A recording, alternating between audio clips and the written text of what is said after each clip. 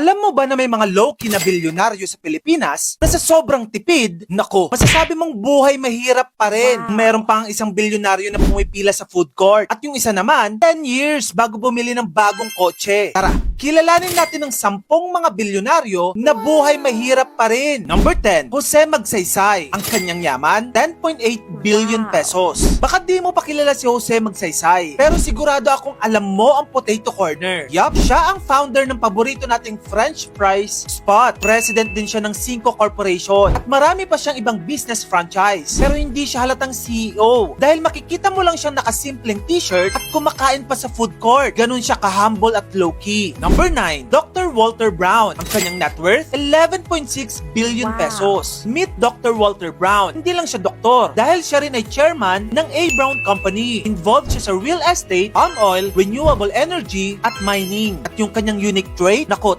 10 years daw siya bago bumili ng bagong sasakyan. Minsan pa nga, second-hand na car ang kanyang binibili. Take note, bilyonaryo na to at kaya niyang bumili ng 100 sasakyan. Number 8, Bernie Liu. Kanyang net worth, 13.5 billion pesos. Sigurado akong kilala mo ang sikat na brands like Pen Shop, Regatta at Oxygen. Guess what? Si Bernie Liu ang mastermind sa likod ng mga ito. Siya ang CEO ng Golden ABC. He built one of the top fashion empires ng bansa. Pero pagdating sa exposure, low-key lang din siya. Ayaw niya ng spotlight. Allergic sa camera. Number 7, Eric Ongpin Recto. Kanyang net worth, 15.2 billion pesos. Si Eric Ongpin Recto ay pamangkin ng tycoon na si Roberto Ongpin. Finalo niya ang family business path pero he built his own name through industries na sinasakupan niya. Siya ang chairman ng Philippine Bank of Communications. Director din siya ng various companies like Aboitiz Power Corporation at may investment rin siya sa Petron Corporation. Sa dami ng kanyang achievements, never pa siya nagpa-interview. Sobrang low-key din niya. Number 6, Jose Eduardo Joey Antonio. Ang kanyang net worth, 17.8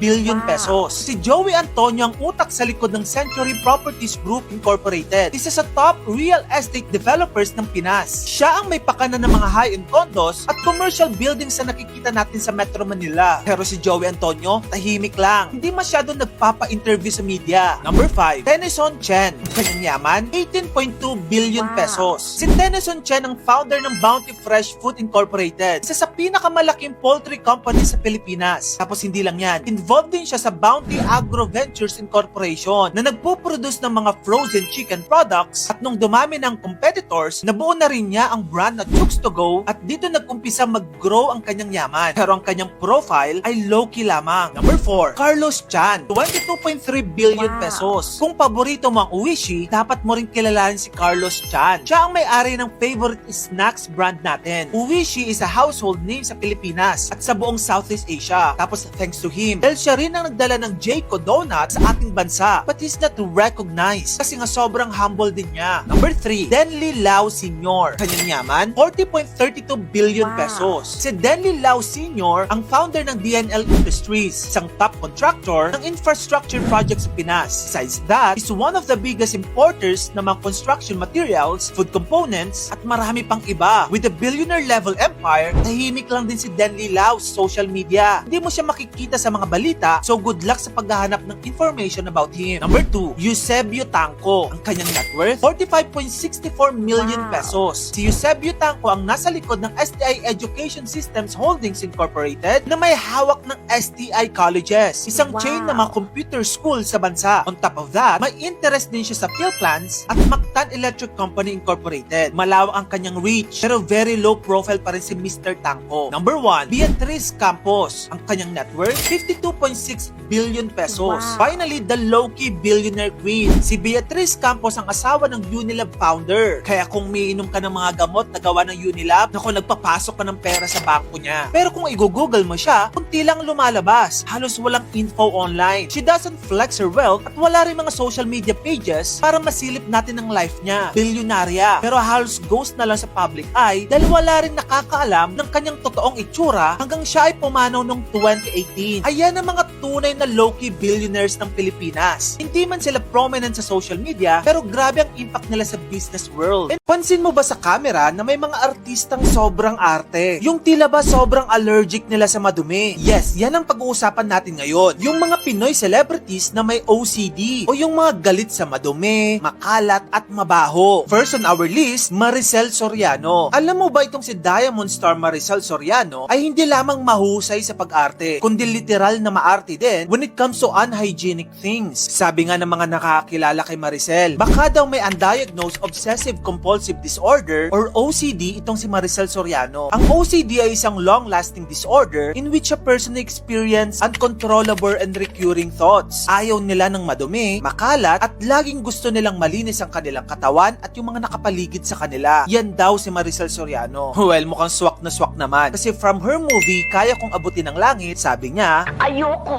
nang tinatapakan ako. Ayoko nang masikip. Ayoko nang walang tubig. Ayoko nang mabaho. Ayoko nang walang pagkain. Ayoko nang putik. which are all true. Dahil tignan mo naman ang presence ni Maria. Literal na clean girl ang aura. Tsaka matatandaan na meron rin siyang hindi pagkakaintindihan noon sa kanyang dalawang kasambahay. Kaya kung ikaw ang mag-apply na housemaid ni Maricel, you need to double your cleanliness. Next on our list, Janice de Belen. Kay Janice de Belen na mismo nagsabi na meron siyang OCD o Obsessive Compulsive Disorder. Sa kanyang kusina, ayaw niya ng makalat na mga gamit. Gusto niya ng sobrang organized na kusina. Paano ba naman kasi when it comes to organizing things, sobrang obvious na makikita naman ito sa giant ref ni Janice. Kailangan malabel para hindi rin mahirap maghanap. Kasi pagka magulo.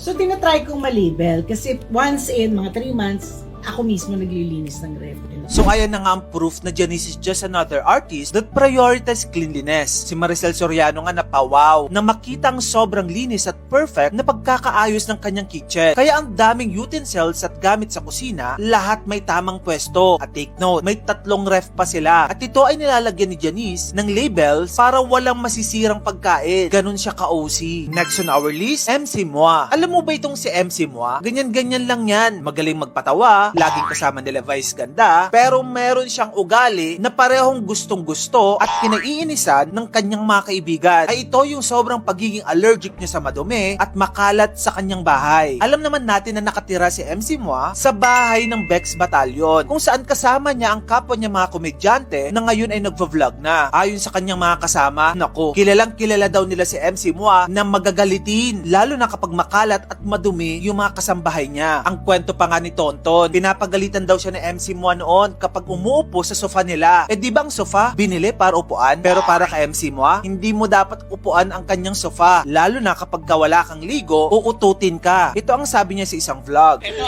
para ma-clear ka. Pag nagbagong luto si Kitty, si Orly, dun lang bawal sila. Kasi syempre yung amoy. Si Tonton, kaya pinagbabawalan ko pag umaga rito. Kasi ututin to. Utot na utot dito sa mga upuan.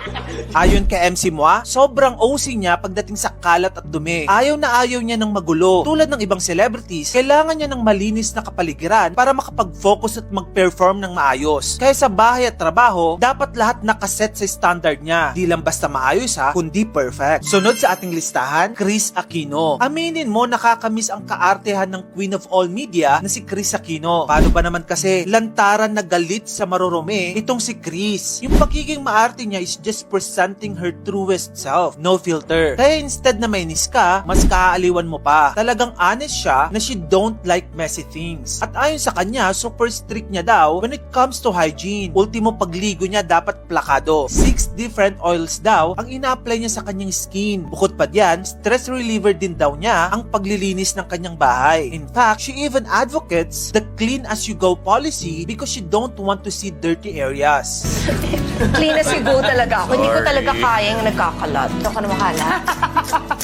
Clean as you go talaga. Di ba dapat? Tama. Kris proves na di lang basta kaartehan yan. It's all about loving yourself and keeping it clean. Kasi sino ba naman ang gusto sa marumi, di ba? Ayan, kita nyo na. Hindi lang sila basta maarte, kundi sila rin ay nagpapakita ng pagmamahal sa sarili at sa kanilang mga kapaligiran.